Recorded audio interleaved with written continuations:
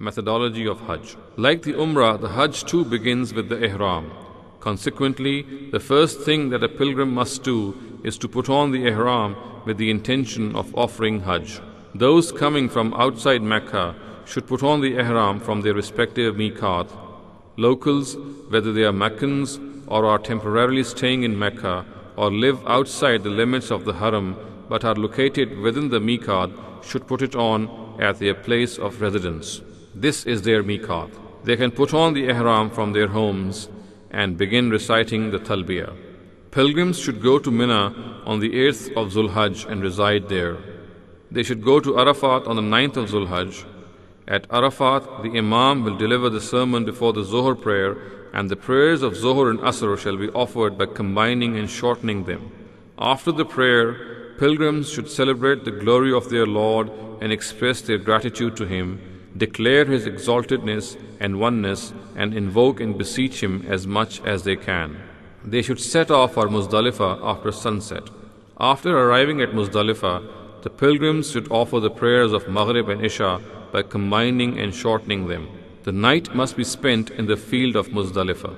After the Fajr prayer, the pilgrims for some time should celebrate the glory of their Lord and express their gratitude to Him, express His exaltedness and oneness, and invoke and beseech Him, just as they did at Arafat. Then they should leave for Mina, and once they reach the Jamra Aqaba, they should stop reciting the Talbiyah and pelt this Jamra with 7 stones. If the pilgrims have brought forth the Hadi, or if it has become incumbent upon them to sacrifice animals which have been devoted or which are a means of atonement, then these should be sacrificed. After sacrifice, men should shave their heads or have a haircut, and women should cut a small tuft from the end of their hair and then take off their ihram. After that, the pilgrims should set off for the Baytullah and offer the tawaf. With this, all restrictions which the ihram entails shall be lifted. After that, if a pilgrim wants, he can offer the sa'i of the Safa and the Marwa, though this is optional. Then they should go back to Mina and stay there for 2 or 3 days, and then every day pelt first the first Jamra, then the middle one, and then the last one with 7 stones each. Ever since the times of Abraham ﷺ, these are the rites or the manasik of Hajj and Umrah. The Quran has made no change in them. It has only explained certain issues which arose, issues about which there was no clear directive given previously. The first of them is that showing reverence to whatever has been declared sacred by the Almighty regarding Hajj and Umrah is a requirement of faith. This should be expressed and followed at all costs.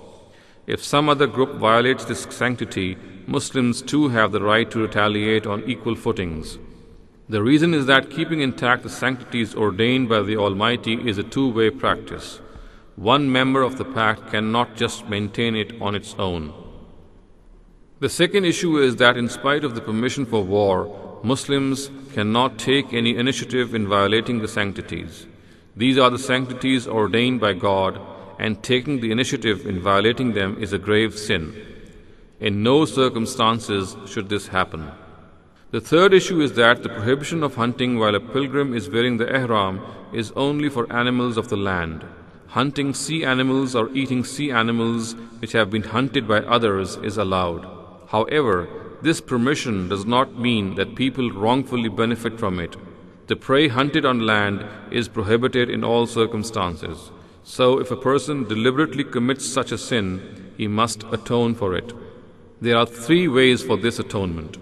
A household quadruped similar animal to that which has been hunted should be sent to the Baytullah for sacrifice. If this is not possible, then the price of such an animal should be calculated and the amount spent to feed the poor. If even this is not possible, then the person should fast. The number of these fasts should be equivalent to the number of poor a person has become liable to feed. As far as the decision is concerned regarding the type of animal to be sacrificed in return, or if this is not possible, then the determination of the price of such an animal, or the number of poor which should be fed, or the number of fasts which should be kept, it shall be made by 2 trustworthy Muslims, so that no chance remains for the sinner to succumb to a wrong judgment. The fourth issue is that if the pilgrims are not able to reach the sacred house and are stranded somewhere, they can send a camel, cow, or a goat for sacrifice, or if even this is not possible, they should slaughter them at the place they have been stranded, and after shaving their heads, they can take off their ihram. This will complete their Hajj and Umrah. However, this much should remain clear that whether the sacrifice is offered at such a place or in Mecca or Mina, shaving the head is not permissible before it. The only exception to this is if a person is sick or he has some ailment in his head and he is forced to shave his head before animal sacrifice. The Quran has allowed the pilgrims to do so in such circumstances, but they should atone for this in the form of keeping fasts or spending in the way of God or sacrificing an animal. The amount and quantity of these acts of atonement are left to their own discretion. The fifth issue is that if those who have come from outside want to combine the Hajj with the Umrah in one journey, they can do so.